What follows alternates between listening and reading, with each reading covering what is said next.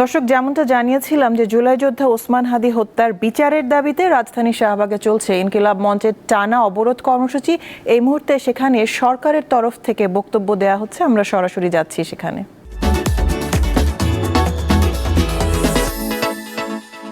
কয়েকদিন আগেও বিভিন্ন ইস্যুতে আমি আপনাদের মতন রাস্তায় বসে আন্দোলন করেছি এবং হাদি যেদিন মারা যান, শাহাদাত বরণ করেন, শহীদ হন, সেদিন একেবারে বিমানবন্দর থেকে মর্গ পর্যন্ত পুরাটা সময় আমি হাদির সাথে ছিলাম এবং আমি তাকে দেখেছি। আমি জীবনে কোনোদিন মর্গে যাই নাই, ওই প্রথম আমি মর্গে গিয়েছি এবং একটা পরিবারের জন্য, একটা সমাজের জন্য, একটা দেশের জন্য এইরকম একটা মৃত্যু যে কত করুণ, কত কষ্টের এবং বিচারের দাবি যে কত শক্ত হতে পারে, হওয়া উচিত, সেটা আমি মর্মে উপলব্ধি করি। আমি আজকে বলতে পারেন হাদির একজন গুণগ্রাহী। আমি নিজে হাদিকে আমার ভাই মনে করতাম এবং দেশের জন্য তার শহীদ হয়ে যাওয়াটা, তাকে তো আমাদের আরো অনেক দিন প্রয়োজন ছিল। কিন্তু যেই মানুষের মৃত্যুতে 12 থেকে 15 লক্ষ মানুষ জানাজা পড়ে, মানুষের মৃত্যুর বিচার আসলে একটা জাতীয় কর্তব্য। আপনাদেরকে আমি আশ্বস্ত করছি, অন্তর্বর্তী সরকার হয়তো আপনাদের মতন এখানে বসে নেই, কিন্তু অন্তর্বর্তী সরকার আমাদের শহীদ হাদি যারা খুন করেছে, সমস্ত চিহ্নিত, এর পেছনে যারা ছিল, সকলকে চিহ্নিত করে বিচারের মুখোমুখি করার জন্য কাজ করে যাচ্ছে। আপনাদের হয়তো মনে হচ্ছে কিছু জানছি না, আমরা কিন্তু একটা শত্রুপক্ষের মুখোমুখি দাঁড়িয়ে কাজটা করছি। বলে যে এই তথ্যগুলো আমরা বলবো, সেগুলো যেন শত্রুকে কোনোভাবে শক্তিশালী না করে। এটা কিন্তু আমাদের শহীদ হাদিও বলতেন যে আমরা যেন এমন কোনো কাজ না করি যেটা আমাদের প্রতিপক্ষকে শক্তিশালী করে ফেলে। এবার আমরা ভবিষ্যতে কি করতে যাচ্ছি এই সম্পর্কে আপনাদের একটু ধারণা দেই।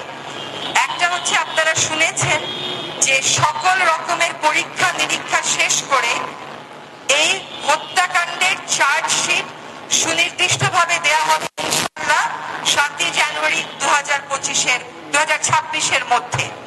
এই চার্জশিট দেওয়ার পরে অন্তর্বর্তী সরকার থাকাকালীন সময়ে যেন দ্রুত বিচারটা করে যাওয়া যায়, সেটার নিশ্চয়তা আমি আপনাদেরকে দিচ্ছি। ইনশাআল্লাহ আমরা থাকতে থাকতেই এই হত্যাকাণ্ডের বিচার হবে। আমরা আরেকটা কথা একটু বলে রাখি আপনাদেরকে জানাবার জন্য, যে আপনারা আসিয়ার ঘটনাটা জানেন। সেই ঘটনায় কিন্তু 6 কার্য দিবসের মধ্যে বিচার কার্য সম্পন্ন করা গেছিল। কাজে চার্জশিটটা যাতে আমরা নির্ভুল ভাবে দিতে পারি, নিখুঁত ভাবে দিতে পারি, সকল পরীক্ষা নিরীক্ষা শেষ করে যাতে কোথাও কোনো ফাঁক না থাকে, সেটা সম্পন্ন হয়ে যায় 7 জানুয়ারির পরে।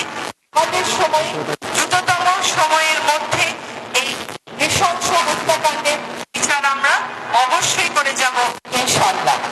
এবার আরেকটা কথা বলি যে অনেক সময় অপরাধী যদি পালিয়েও থাকে, তারপরেও এটা ইংরেজিতে বলি ইন অ্যাবসেন্সিয়া বিচার। শেখ হাসিনার বিচার হয়েছে না, সে কি দেশে আছে? তারপরেও আমাদের সর্বান্তকরণ চেষ্টা আছে তাদেরকে শহীদ করেছেন, আমাদের কাছ থেকে কেড়ে নিয়েছেন, তাদেরকে যেন, তারা যদি বাংলাদেশে চলে গিয়ে তাদেরকে যেন অবশ্যই দেশে ফিরিয়ে আনতে পারি।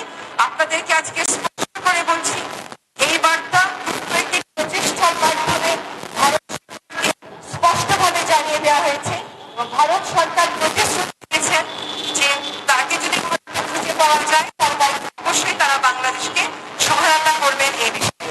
এই মুহূর্তে কূটনৈতিক প্রচেষ্টা আমি আর কথা বলছি না, আপনাদেরকে বুঝতে হবে যেটা তদন্তের কারণেই আমরা আসলে এই কথাগুলো বলতে পারছি না। আগামীকাল সকাল 11:15টায় ডিবি পুলিশ একটি সংবাদ সম্মেলন আয়োজন করেছে। সেই সংবাদ সম্মেলনে আরো বিস্তারিত বলা হবে। আমি কেন আরো বিস্তারিত বলছি না, কারণ কিছু কিছু জিনিস এখনো ভেরিফিকেশন বা সত্য যাচাইয়ের পর্যায়ে রয়েছে। আমরা একেবারে কোনো রকমের ভুলভ্রান্তি রাখতে চাই না। আগামীকাল সকাল 11:15টায় ডিবি পুলিশ যে সংবাদ সম্মেলন করবেন, সেই সংবাদ সম্মেলনে আপনারা আরো বিস্তারিত জানতে পারবেন। আমি আমার বক্তব্য এখানেই শেষ করছি।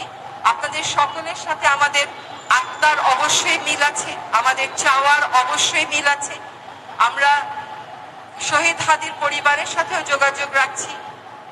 আমরা অবশ্যই এই বাংলাদেশের মাটিতে দ্রুততম সময়ের মধ্যে, অন্তর্বর্তী সরকার থাকাকালীন সময়ের মধ্যে আমাদের হাদিকে যারা মেরে ফেললো তাদের বিচার সম্পন্ন করে যাব। সবাইকে ধন্যবাদ। সবাই চুপ।